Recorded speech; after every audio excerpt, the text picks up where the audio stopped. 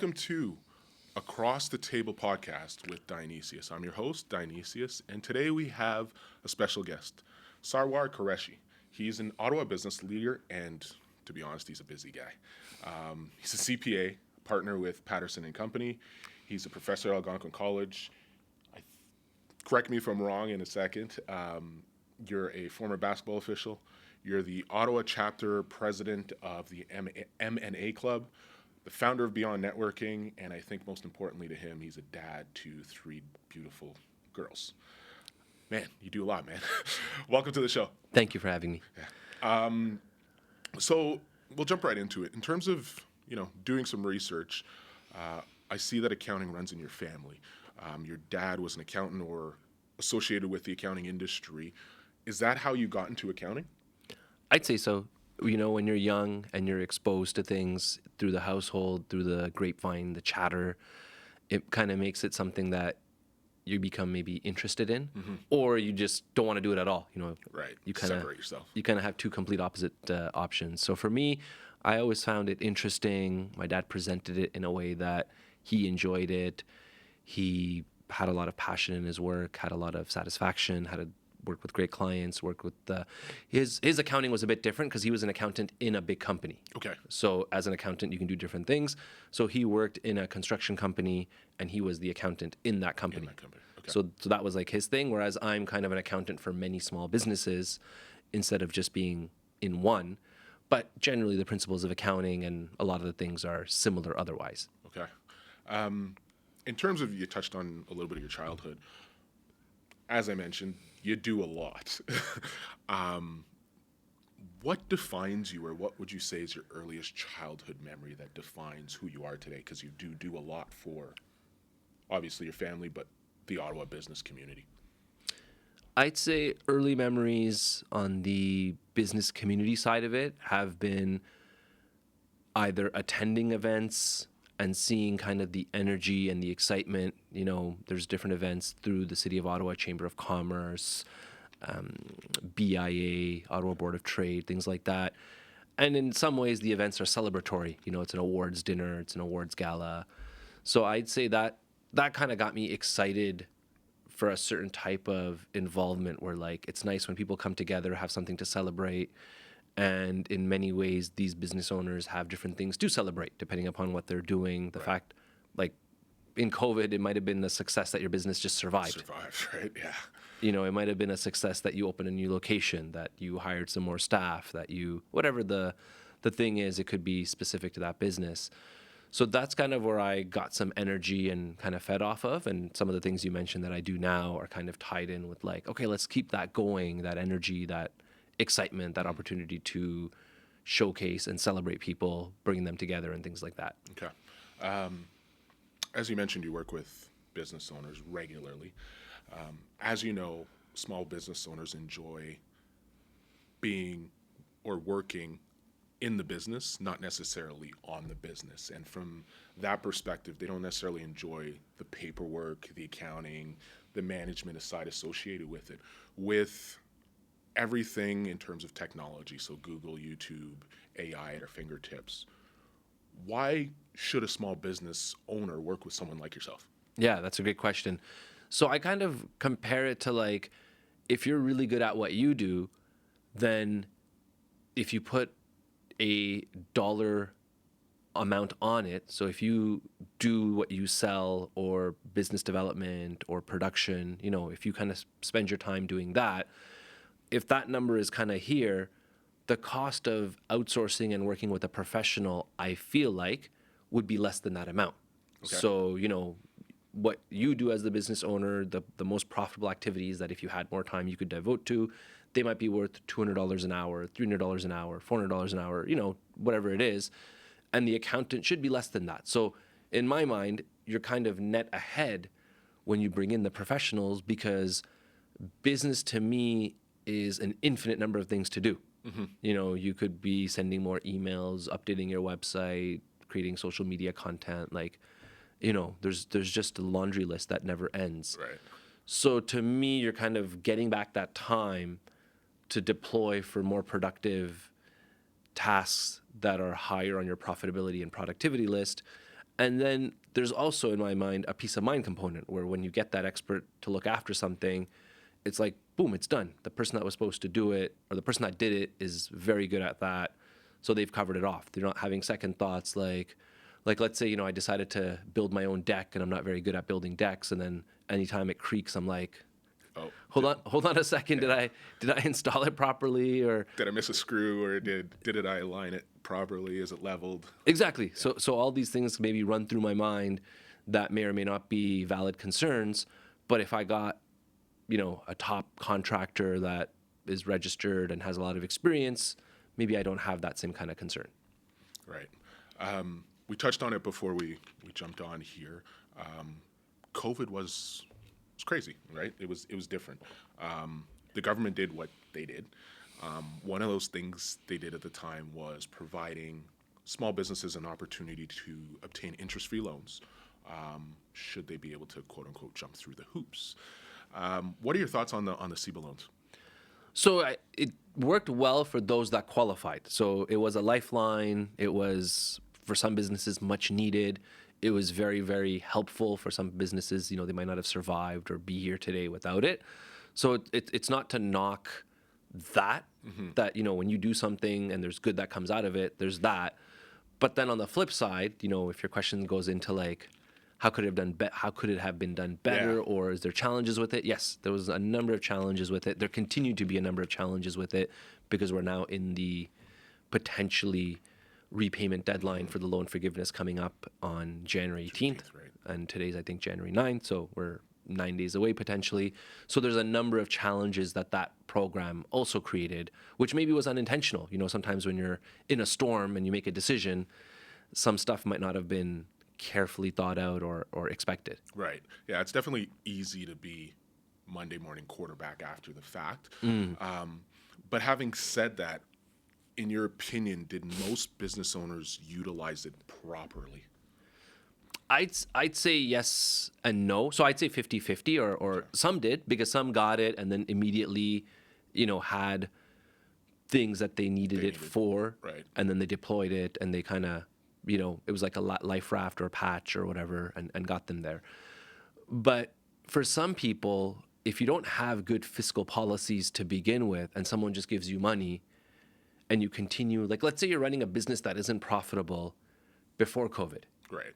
And your business is struggling, and now you qualify for CEBA, in theory, you've now just put some money in to help continue this problem, and that business now loses or has losses, and that money is now gone, and now they're in a bigger hole where maybe like not taking that loan or getting some financial management Right.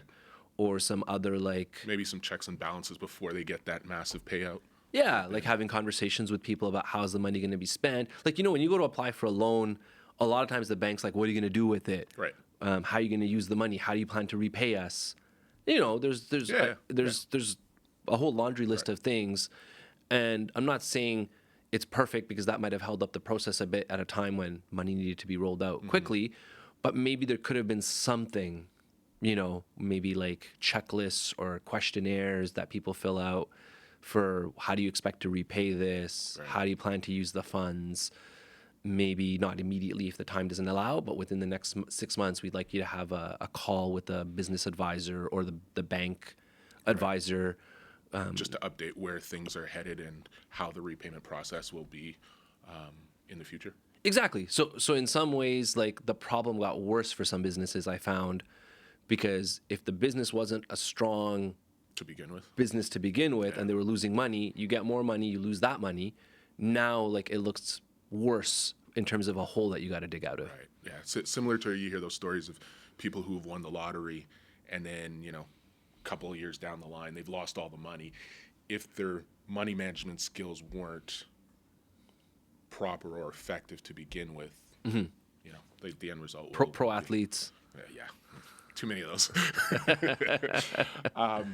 Speaking, you touched on the deadline of January 18th, with the deadline coming up. I don't know if you can touch on it. How has the deadline impacted or how will it impact some of these small businesses? So for some small businesses, it is a really tough decision that they have coming up on them just because the way that this program works is there's a forgivable component to the loan if you do the repayment before the deadline. So January 18th being the deadline. If you borrowed 40,000, 10,000 is forgivable, you repay 30. If you borrowed 60,000, 40 is the repayment, you get 20 forgiven. Okay. So that's not a small number. Like that's a decent amount of money. So some people are like, we need to take advantage of this forgiveness because $10,000 or $20,000 of loans being forgiven is not a small amount. However, once again, fiscal responsibility kicks in. If you kind of, let's say, drain all the money in your bank account or put it on the line of credit, now you might be creating a situation where your cash flow is hampered, and then you're going to be having trouble in 2, 3, 4 months, maybe meeting your payroll and other obligations that come up. So there definitely is some planning that needs to be done. And for some people, there is a scenario where if you don't take advantage of any of the repayments before January 18th, it turns into a loan that's interest bearing and doesn't have the forgiveness on it. But the interest is kind of, I believe it's 5%. So maybe it's more manageable to have a loan that has a 5% interest rate on it, else, yeah. then put it on your line of credit, and your line of credit comes with interest at 10 plus. Right.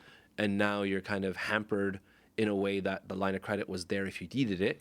Because a lot of businesses, they have these cash crunches where it's like, we're making a big order, so by the time we sell the order and get paid, we'll be a little tight from today till that point. So that might take a week, a month. So we're ordering the material, paying the staff. From day 1 to day 30, it's kind of make the order, sell the order, and then we get paid on day 31. Everything is great. But that line of credit might be critical for those types of Right. businesses that need it. Yeah, totally understand that. One of the questions I know as a mortgage professional, myself as well as people in the industry ask is, when should we incorporate? I know for myself I'm incorporated, but not necessarily the mortgage industry, but generally speaking, in your opinion, when should someone incorporate or maybe not incorporate at all? Yeah, that's a great question. So the simple answer to that, there's obviously like a whole questionnaire and things we can go through with people. But if I was giving someone like a quick answer, I'd say, does the business that you have, maybe it's already running, or maybe it's a business you're planning to start and you have some projections and ideas on how it's going to run, is that business going to make more from it than you personally need from it? So if the answer is no, you're not going to make more from it, maybe at first, because some businesses take time to grow, then it's not worth incorporating. So let's say your business makes $60,000, I'm talking net after expenses, and your personal needs are 60,000 or maybe more than 60. So you're kind of spending it all. Not incorporating is beneficial because you're pulling all the money out anyways. Okay. Incorporating becomes really beneficial, maybe for that same example, 2 years down the road, now your net is 110, and your personal needs have capped or are stable at around 80. So now you have this amount that the business makes above and beyond what you need. Corporate tax rates are lower than personal tax rates if you don't take the money out. So in my example, that person has $30,000 that they don't need to take out. They leave it in the company. The company pays a much lower rate of tax than they would have personally. And that's the starting point of like this flywheel that can grow over time, because that's going to happen again the following year. Right. So this thing's going to compound, because and maybe the difference in the two numbers is going to grow further. So your 110 becomes 125. Right. And so on and so on. So that's really where someone's going to benefit from incorporating if they're in that category. If they're not there yet, then I just say it's not a use it or lose it type of thing. Just revisit it in a year, 2 years from now, and you can incorporate and be self-employed up until that point in time. Okay. Changing gears a little bit. We from the onset, I listed the long things that you do. One of them is the the Ottawa chapter president of the M&A Club. What is that? So it's been going on in other cities for a while. Ottawa didn't have a chapter or didn't have a consistent chapter. Okay. And I got connected with them a little while back, but a couple months ago, they have a website, M&A Canada, and I went on there and I reached out and I said, are there any plan to have events in Ottawa? And they kind of reached back out to me and replied and said, we would love to, but any organization or any chapter, any local, needs to have like a core group to kind of run it. Like many charities, many initiatives, without people on the ground, you kind of stumble and struggle. Yeah. So they asked me these questions, and you're going to laugh. They said, do you know lots of people, and are you good at putting on events? So Ding. So I said, interesting you asked me that, because they don't know me and what I do for Ottawa with Beyond Networking. And I'm like, interesting you say that. I actually have some experience with both of those things. I think I can do it. So I had a little laugh, maybe, and they kind of like, they kind of didn't realize that first. But yeah, that's kind of how it started. Okay. And if I were to summarize, the M&A Club is an acronym for mergers and acquisition. Okay. In that space, when there's deals being done for businesses, you have a variety of professionals that are involved. Just like buying and selling a house, right? Yeah. Like you have a variety of people on both sides. Usually the buyer and seller can't have the same representation. Exactly. Anyways, Lawyers, inspectors, real estate agents, et cetera, et cetera, et cetera. right? Like in some cases you might, but in some cases you need separate, independent professionals. So same idea with business. We thought M&A is not done in a silo or on an island. It's done with a variety of professionals. Even the accountant can't do every part of the deal because you need the lawyer, you need the banker, the financier, you need all these people kind of involved. And then if you're representing the buyer or the seller, the other side needs their own set of people. So these are things that require multiple people and multiple moving parts. So as a result, if we create a forum, this has already been going on in other cities, so it's already successful, but if we create an area where people can kind of come together to discuss best practices, discuss, trends, share ideas, maybe share referrals, because if I'm an accountant representing an M&A deal and that client doesn't have legal representation or the right lawyer, then I might be able to make a referral to say this lawyer can help with that. So that's the goal. Okay. We've had a meeting in October or November. It was very well attended. We have another meeting coming up in 1 or 2 weeks. I think it's next week, actually. So the goal is to kind of just get this group going, and then, they can exchange ideas. They usually share like best practices, like when a deal happens from a legal perspective, this is what is important to know. And then the following meeting, the accountant from their perspective, the following meeting, the bank from their perspective. And then when you have 5-6 parties involved, that's 5-6 topics kind of laid out. And then when you get to the end of that, you can just cycle it back. Okay. Makes sense. And the industry is always changing, so you have new things to stay on top of and updates. Yeah. Okay. You touched on Beyond Networking. At the onset, I talked about you as a business leader. You're the founder of Beyond Networking. I've had the opportunity to attend a Beyond Networking event. Really good. In a snowstorm. Yes, in a snowstorm. Highly recommend it. It's very informal. It's not. There's no anxiety or focus of, hey, we're all here to try and sell ourselves. It's more, we're here and having a discussion, and if there's a connection, there's a connection, which I really, really like. Speak on, I guess, what sparked you starting that. So I'd say the origin story kind of relates to when I worked in a big organization. I found the big organization did internal team building events. Okay. And I was on the social committee. So I'm kind of helping organize mini putting night, picnic in Britannia, bowling, these little things that you do as a team when you have a big office. Escape once in a room, while. archery. Yeah. Things like that. Yeah. Go out for lunch, go out for dinner, stuff like that. So I was organizing these things, and I saw a gap in the market that I think may still exist, where we're trying to fill it, but obviously there's more opportunities. And that was basically the team building events that were internal to big organizations weren't external, so that people could work together with other colleagues and professionals. So like me as an accountant, I collaborate with bankers, I collaborate with lawyers, but we don't do team building in that way that we do internally in a big company. So if I create this opportunity to do that and we get to know each other, I think it makes the transactions and deals that we do together, the interactions we have, a bit smoother because we get to know each other. Right. The whole idea of team building is you get past the point of just the business. Right. You and build rapport, you get to know someone. And and that's where the name came from. The name came from like networking is kind of seen as like, in some circles positive, in some circles it's like sleazy or like, 100%. It's kind of like people are in it for something that they need, or people are kind of running with an agenda. Yeah. So the name kind of came out as like, we're trying to take business contacts and push it past regular networking beyond, Right. and maybe turn it into friends. Because some of the people, if you really get to know them, they can become friends that maybe, you hang out with in a social way, or you know, I don't know, I'm a bit older now, so I'm not getting married anytime soon. I'm already married, but like maybe if my kids are getting married, there's like some people in my circle that I'd invite, Right. Yeah. because like when I got married 8 years ago now, I invited some people from my office Okay. because I knew them and liked them. That was the bigger company. And there were people I really got along well with, to the point that like, They became friends and just not work colleagues. yeah, Yeah. yeah, exactly. And then, you meet their spouse as well. So Yeah. my work colleague has a spouse, and they sometimes come to the team building or the wedding or whatever.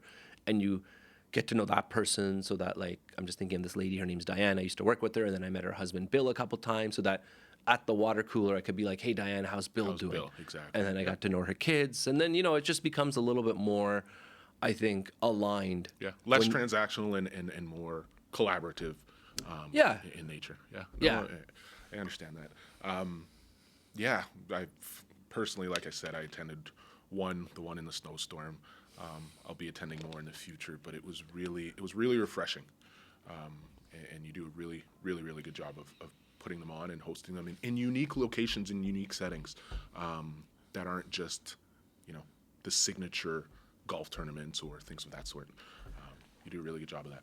And that's part of the goal. Like if you want to use golf as an example, I've actually said this in interviews before, where I'm like, if we as an organization only put on golf tournaments, there's a whole group of people that did not grow up playing golf, don't know how to play golf. You, in a way, exclude them, right? Like, we live in a society of inclusivity and talking about things like that. So if you don't give people different activities that have different low barriers to entry, like some people have accessibility issues. Maybe they can't go to a golf tournament. Yeah. Maybe some people never played golf growing up. So some activities, not to say everything we do is inclusive for everyone, but over time, we might have like an art viewing event, which is very low impact, easy, not hard on the body at all. And then we might have like trampoline dodgeball, which is like an injury waiting to happen. Yes. But you kind of get team building experiences in unique ways out of both. And by having a wide variety of things, you hopefully attract people that are like, it's not just golf or XYZ. Nothing wrong with that. We've done golf before. Yeah. But I think for organizations that just do one thing, there's an audience that they're missing. Correct. Yeah, I agree with you 100% on that. Gonna have some rapid fire questions here. What is one thing people can't find out about you from Google? Probably the 3 kids. That's not all that public knowledge. You mentioned at the beginning, and that's a big part of my life now, where I'm kind of, you have kids of your own, so you kind of know there's activities, there's big emotions, there's everything. There's cuddling, but there's fighting. There's, I don't want to get on the bus today. Dad, I love you. Dad, I don't want to be near you. There's 100%. roller coaster. 100%. But it's so enjoyable. You know? It is. 3 tips for someone entering a networking event for the first time. Okay, so first tip is, even before you enter the networking event, if you know you're going to be going to something, see if you can go with someone you know, or find out if there's going to be someone there that you know that you can meet up with. I find it's like a birthday party or a social thing. When you have one person to act as a life raft, you feel a lot more comfortable and look a lot more approachable because you're talking to someone. Right. As opposed to you go somewhere and there's one person not talking to anyone, just kind of looking around, and you're kind of like, it just makes it tough to talk to that person, as sad as that sounds. So it further isolates them.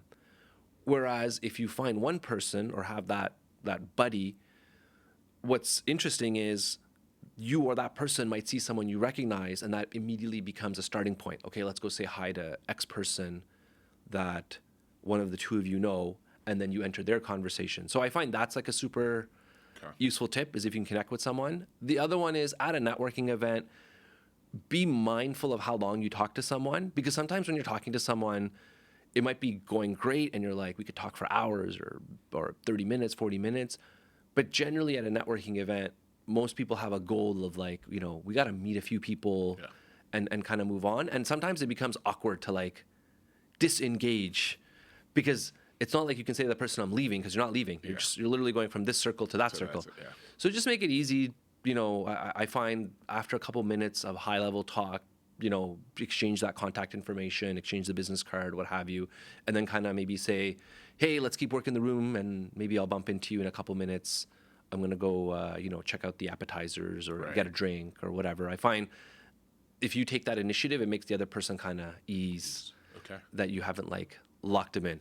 And then the last tip is following up. So to me, the networking event is great to get to meet people, but that person could be a great contact and client and center of influence for you, but you have to take that next step. Usually it's not going to be like after the event, they're going to be like, hey, I'd like to, do business with you. Right. So there's usually a process. So have a system, add them to LinkedIn, send them a nice message, send them a thank you email, something. Everyone's got a different process, or have maybe leave them a voicemail that might be a little more personal, or on LinkedIn you can do voice messages. So you have the voice kind of built in as a personal touch. Have a system, and then there's maybe like an immediate follow-up. And then if time goes on, maybe it's like, hey, we connected at this event a month ago. Would you like to get coffee? Would you like to chat further? And then not every contact in my case I do that with, but the ones that I see potential with, then, we kind of do that and continue down a path to get more value out of the relationship. Those are really good tips. So you're stuck on an island and you have 3 items with you. You can't bring a person. What are you bringing? So something to make fire, I feel like that's a key survival skill, and that would kind of help with the food and cooking situation. If phones are allowed, that's kind of, not to say I need to call for help to get off the island, but like I'm a very social guy, so I'm like texting people what's going on and checking the news, checking social media and all that stuff. So if that's allowed, I'd have my phone. And then, just my setup for the sleep, like I got like the sleeping bag, like what, tent, like what are we talking here? Yeah, maybe a sleeping bag. I realize it's an island situation. It's probably not super fancy, but like, because to me, as with kids, you can probably appreciate, like, if you sleep well, like you're like a different person, right? I agree. Like some nights you sleep 4 or 5 hours because the kids were like tossing and turning. One of them woke up and had called you to their room or came to your room, and then you're just like a zombie. But like you sleep that solid sleep, and it's You're like good. I could take the world on. Yeah. I'm gonna have a great day or a great game today. Yeah, I hear you. 3 pieces of advice you'd give a small business owner. I know it's kind of hard because we're not industry specific, but just generally overarching. Yeah, so I'd say the numbers tell a story. Okay. When you're working in a business, have a pulse on your numbers. How's your business doing? Revenue, expenses, things like that, and then make adjustments accordingly. Be mindful of the customers you take on. And what I mean by that is some revenue can actually be a loss when you work out the expenses and the time it takes. So some businesses that sell 4 products, sometimes if they don't realize it and look at their numbers, so it relates to number 1 as well a little bit, but one of those products might actually be like breaking even or losing money because it's just not that profitable. Like it has a lot of labor costs, material costs. It has a lot of defects, so you have to do it again, or people complain and you have to fix it for them. So if you have to keep it, you have to keep it, and maybe you manage it. But if you don't have to keep that product, just offload it or whatever, and get focused on the more profitable things. So that's 2. The third one would be good people. If you, whether it's people that you hire, whether it's people that are your professional advisors, to me, if you work with good people, the people that you feel comfortable with, people that are quote unquote people you could be friends with, I think you'll just do a lot better because you'll have a lot more comfort and trust. Where, like there's this saying, like, life is too short to work with bad people. Yeah. Because, you hear stories and then they had a falling out or they had a disagreement or whatever. So like, let's just get good people on the bus. Yeah, no, I'm the same way in that I have a no-do list. So there are certain clients I will just not take on, or there's certain types of mortgages that I just won't take on because they're just not good for me. Yeah. Changing gears a little bit. Do you still ref occasionally, or are you? So I'm on hiatus. Okay. Like there's a status within our refereeing association where you're inactive. Okay. So, some people get injured, some people get, they move away from Ottawa. Right. like various reasons. In my case, I'm just so busy. Because what happened for me was I refereed until COVID. Right. And then if you recall, like in March 2020, things started shutting down. So when things shut down, it created this opportunity where time that I spent refereeing now became free, and I filled it with other activities. Okay. So those other activities, because they're family oriented, kids oriented, now that the games have started again and the COVID restrictions eased, these activities didn't actually go away. So then I was kind of in this, like, where do I find the time? Right. Because the 4, 5, 6, 7 hours a week I was using for refereeing has now been sucked up by something. swimming for my kids, French class, Okay. dance, which they're not doing anymore. But, you know, Yeah. these different things.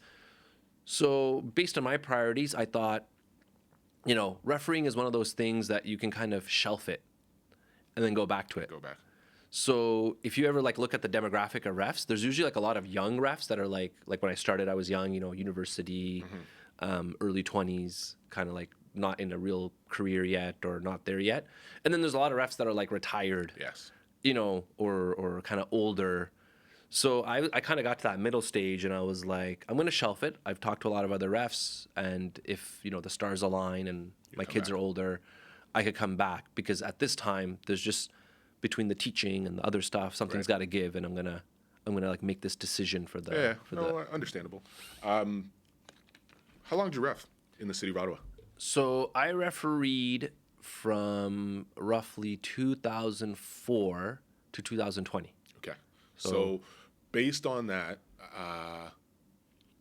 top 5 Ottawa basketball players. Yeah. So no particular order, but Sean Peter, if you know who he is. Yes. SP. Yes. Yeah. So I like him in particular.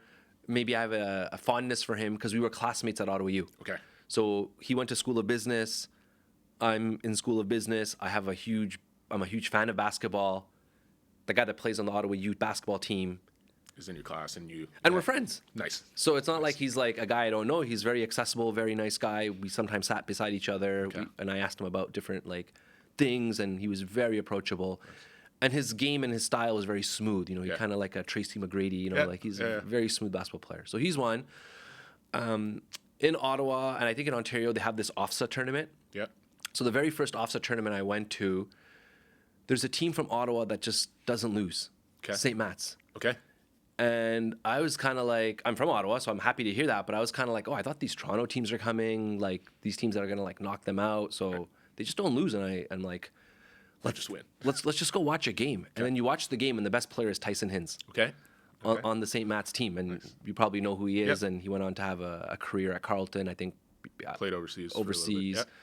So he was just so like, I don't know what the right word is, but he was just so hard to guard in the post, right? Like he had these like endless number of moves, like herky jerky or kind of A little unorthodox, but skilled. Yeah, in some ways you don't know what to expect, and that kind of made it more difficult. So he's in that list. My 2 like big names that most people know are Osvaldo and Gary Gallimore. Okay. Osvaldo's like the ultimate winner. Yeah. You know, most people that know Osvaldo, they know Both former teammates. Yeah. Yeah, and like he, as far as I know, he always wins. Like, you know, he won all those championships, and he's not necessarily the biggest or most athletic guy, but he was just very imposing. Got it done. Cerebral. Yeah. Got it done. I know you've played with him. And then Gary was like this, like if I was watching basketball from a fan's perspective, I was like, this is entertaining basketball. This guy is like Gazelle, you know, like Gazelle Gary. I don't know if that's his nickname, but we could see if he likes it. But the guy was like, you know, everywhere at the same time. Yeah. No. You know, that's a good. I like that list. It's a good list. Yeah. Good list. Wrapping it up here. What do you enjoy or really love about being a father? I'd say it's A father of 3, actually. yeah. I mean, I'd say it's kind of, to me, life is about optimism. Like when you have something to look forward to, you work harder.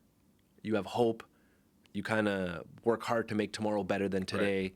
You strive. You strive. You push yourself. Yeah. Yeah, and I feel like if you don't have optimism, you don't have hope, then you kind of maybe spiral, or you kind of like you kind of don't have something to look forward to. So to me, kids is the ultimate version of hope and optimism. Okay. Because they are like these blank slates, and the ages of my kids, like the 4-month-old, 5-month-old, who's literally figuring out how to like push herself up with her head kind of up dog, roll over, and the 6-year-old who's playing soccer and running around and telling me about different leaves and things that she's learned in her class. Like this caterpillar is such and such characteristics. So I'm like learning from that. I can just see there's this like limitless Right. potential. You see through different eyes, right? Yeah. So there's a lot to look forward to, and in a way, like I heard this analogy once. We're almost like shepherds. Like we're guiding them. We didn't necessarily like we might not be able to control them, but we're guiding them. Yes. And we play a role. Yeah. And I'm kind of like, let's do the best I can. Right. In that role. Right. Yeah. No. My mother-in-law has a quote. She says, she doesn't say it often, but every now and then she looks up and she'll say, "You only get one opportunity," right? And it's one of those. It brings it home. Like, I only have a short period of time to make an impact in my kids' lives, right? And you kind of speak to that there. Where can people find you and get in contact with you? So social media. So LinkedIn, Sarwar Qureshi, Instagram, Beyond Networking, Facebook, Sarwar Qureshi, and Beyond Networking has a Facebook page. That's probably the easiest if they want to get in touch with me directly. Okay. Our accounting business has a website, pattersonandcompany.ca. They want to look up anything about us there. I'm listed there. My team is listed there. Our contact information is there as well. But that would probably be the best way to find us. Okay, perfect. Well, once again, thank you, Sarwar, for coming on the show today, and we'll see you in the next one. Thank you, Dion. Yeah.